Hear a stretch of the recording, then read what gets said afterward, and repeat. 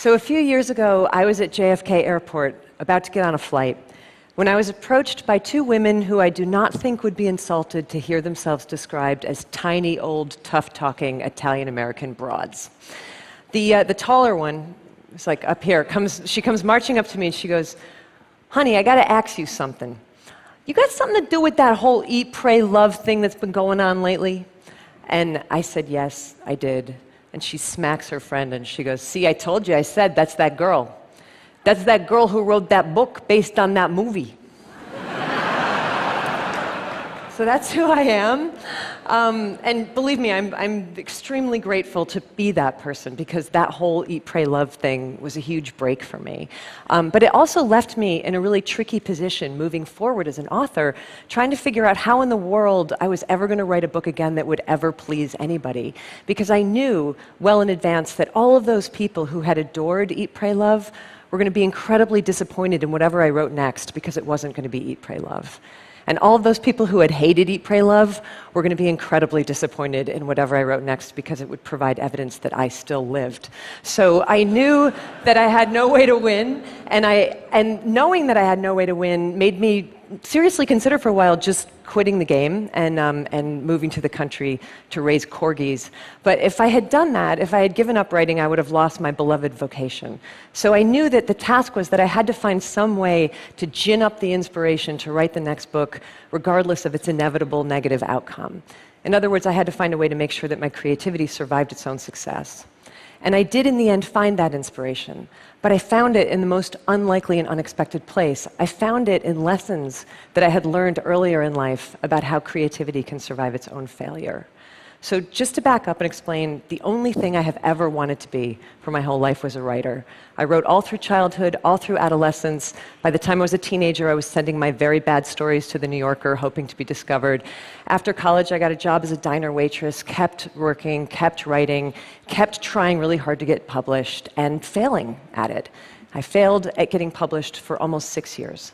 So for almost 6 years, every single day I had nothing but rejection letters waiting for me in my mailbox. And it was devastating every single time. And every single time I had to ask myself if I should just quit while I was behind and give up and spare myself this pain. But then I would find my resolve, and always in the same way, by saying, "I'm not going to quit, I'm going home." You have to understand that for me, going home did not mean returning to my family's farm. For me, going home meant returning to the work of writing, because writing was my home. Because I loved writing more than I hated failing at writing, which is to say that I loved writing more than I loved my own ego, which is ultimately to say that I loved writing more than I loved myself. And that's how I pushed through it. But the weird thing is that 20 years later, during the crazy ride of Eat, Pray, Love, I found myself identifying all over again with that unpublished young diner waitress who I used to be, thinking about her constantly and feeling like I was her again, which made no rational sense whatsoever, because our lives could not have been more different. She had failed constantly. I had succeeded beyond my wildest expectation. We had nothing in common. Why did I suddenly feel like I was her all over again? And it was only when I was trying to unthread that I finally began to comprehend the strange and unlikely psychological connection in our lives between the way we experience great failure and the way we experience great success. So think of it like this. For most of your life, you live out your existence here in the middle of the chain of human experience, where everything is normal and reassuring and regular. But failure catapults you abruptly way out over here into the blinding darkness of disappointment. Success catapults you just as abruptly, but just as far, way out over here into the equally blinding glare of fame and recognition and praise. And one of these fates is objectively seen by the world as bad, and the other one is objectively seen by the world as good. But your subconscious is completely incapable of discerning the difference between bad and good. The only thing that it is capable of feeling is the absolute value of this emotional equation, the exact distance that you have been flung from yourself. And there's a real equal danger in both cases of getting lost out there in the hinterlands of the psyche. But in both cases, it turns out that there is also the same remedy for self-restoration, and that is that you have got to find your way back home again as swiftly and smoothly as you can. And if you're wondering what your home is, here's a hint. Your home is whatever in this world you love more than you love yourself.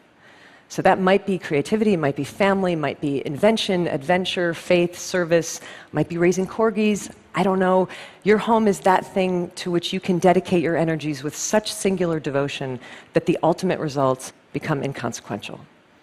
For me, that home has always been writing. So after the weird, disorienting success that I went through with Eat, Pray, Love, I realized that all I had to do was exactly the same thing that I used to have to do all the time when I was an equally disoriented failure. I had to get my ass back to work. And that's what I did. And that's how, in 2010, I was able to publish the dreaded follow-up to Eat, Pray, Love. And you know what happened with that book? It bombed.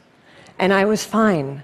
Actually, I kind of felt bulletproof, because I knew that I had broken the spell, and I had found my way back home to writing for the sheer devotion of it. And I stayed in my home of writing after that, and I wrote another book that just came out last year, and that one was really beautifully received, which is very nice, but not my point. My point is that I'm writing another one now, and I'll write another book after that, and another, and another, and another, and many of them will fail, and some of them might succeed, but I will always be safe from the random hurricanes of outcome, as long as I never forget where I rightfully live.